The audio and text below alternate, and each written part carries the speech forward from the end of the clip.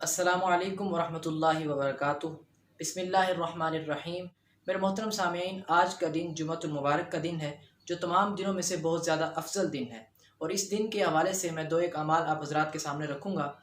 سب سے پہلا عمل تو یہ ہے کہ جمعے کے دن درود پاک کی کثرت کی جائے۔ ویسے تو ہر دن ہمارا فرض بنتا ہے کہ ہم نبی پاک صلی اللہ علیہ وسلم پر درود پاک پڑھیں، لیکن خصوصی طور پر جمعے کے دن نبی پاک صلی اللہ علیہ وسلم پر درود پاک کی کثرت کرنی چاہیے، کیونکہ نبی پاک صلی اللہ علیہ وسلم کی ایک حدیث مبارکہ ہے۔ حضرت اوس بن اوس رضی اللہ تعالیٰ عنہ فرماتے ہیں کہ رسول اللہ صلی اللہ علیہ وسلم نے فرمایا کہ تمہارے دنوں میں سے سب سے افضل دن جمعے کا دن ہے۔ اسی دن حضرت آدم علیہ السلام پیدا ہوئے، اور اسی دن سور پھونکا جائے گا، اور اسی دن بے ہوش کیا جائے گا، لہذا اس دن مجھ پر درود پاک کی کثرت کیا کرو، کیونکہ آپ کا درود پاک نبی پاک صلی اللہ علیہ وسلم نے فرمایا مجھ پر پیش کیا جائے گا۔ تو کسی ایک صاحب نے عرض کیا کہ یا رسول اللہ صلی اللہ علیہ وسلم، ہمارا درود پاک آپ پر کیسے پیش کیا جائے گا، حالانکہ آپ تو گل کر مٹی ہو گئے ہوں گے؟ تو نبی پاک صلی اللہ علیہ وسلم نے ارشاد فرمایا کہ اللہ رب العزت نے تمام انبیاء کے بدنوں کو زمین پر حرام کر دیے ہیں۔ یعنی زمین پر حرام کرنے کا مطلب یہ ہے کہ زمین کی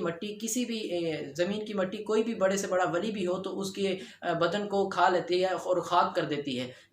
لیکن انبیاء کے جو بدن ہیں ان کو اللہ تعالیٰ نے زمین پر حرام کر دیے، یعنی انبیاء کے بدنوں کو زمین کی مٹی بالکل بھی کھا نہیں سکتی۔ اور میرا اور آپ کا بلکہ تمام کا یہ عقیدہ ہے کہ تمام انبیاء اپنی اپنی قبروں کے اندر حیات ہیں۔